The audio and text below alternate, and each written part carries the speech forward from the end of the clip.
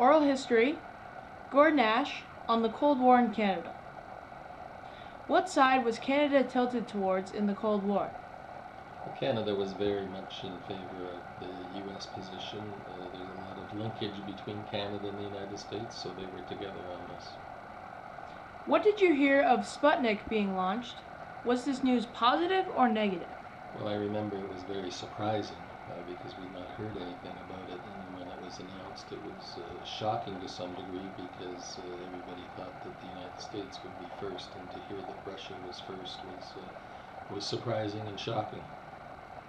Did Canada participate in the Korean War? If yes, how so? Well, they did. There was a small number of Canadian soldiers.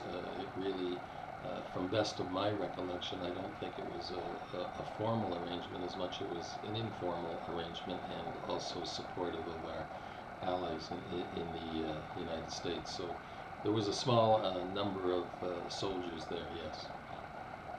Do you know anybody personally that actively participated in the war? I didn't. My father served in World War II. He was involved in D-Day and in the invasion through Holland and Belgium and crossing the river into Germany, but I knew no one that served in Korea. Did Canada participate in Vietnam? If yes, how so? Not officially. There were Canadian soldiers that participated there, probably even a lesser amount than in Korea, but our biggest involvement in the Vietnam War probably was serving as a refuge for American young people that wanted to avoid the draft and came to Canada and were known as draft dodgers.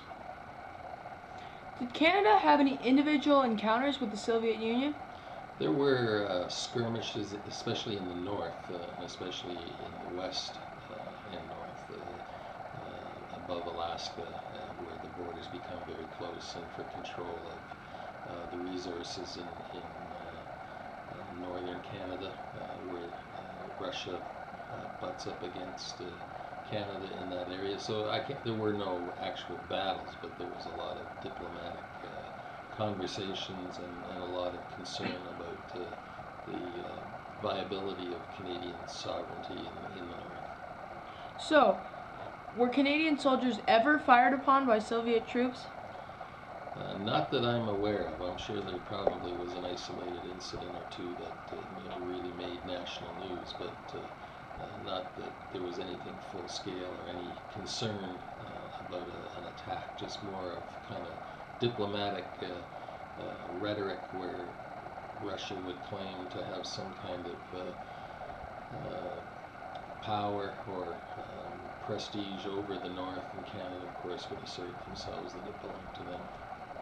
During the Cuban Missile Crisis, what did you manage to see from your outside point of view?